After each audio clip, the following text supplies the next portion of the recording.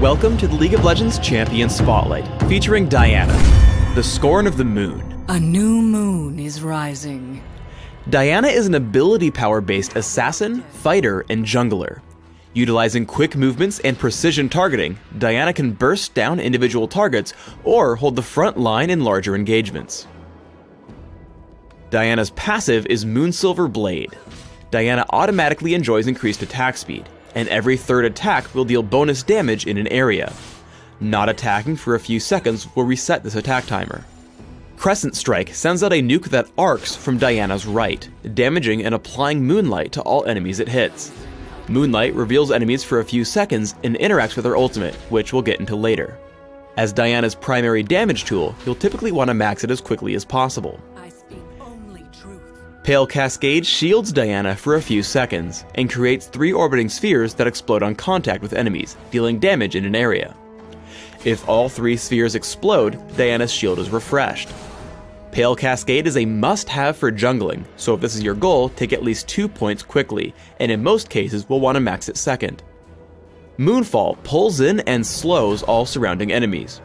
Taking an early point will help you secure kills and save allies, but usually can be left at just 1 point until maxing your other abilities. Diana's ultimate is Lunar Rush. Lunar Rush teleports Diana to target enemy and damages it upon arrival. If Lunar Rush is cast on a target afflicted with Moonlight, the cooldown is immediately refreshed. As with all ultimates, take Lunar Rush at levels 6, 11, and 16.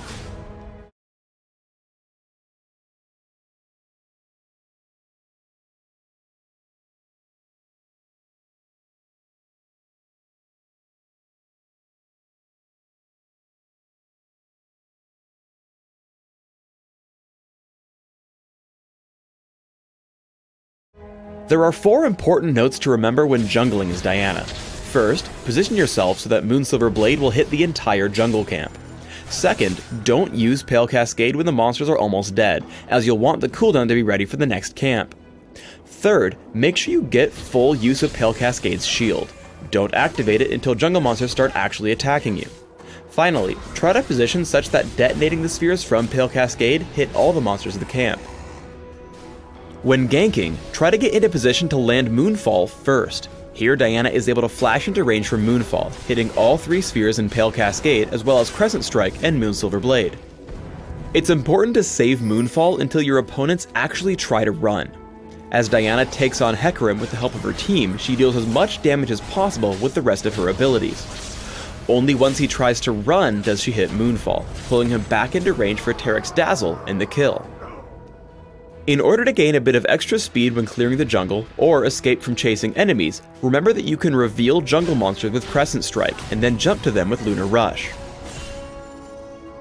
If you generally save Lunar Rush until you can put Moonlight on your target, it's usually worth using it again if it will secure the kill.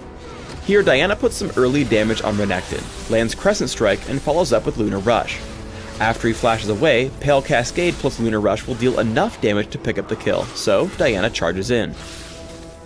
When playing Diana as an assassin, it's important you constantly roam around the map to help your allies. As Diana finds Brand in trouble, she lands Crescent Strike and immediately hits Lunar Rush.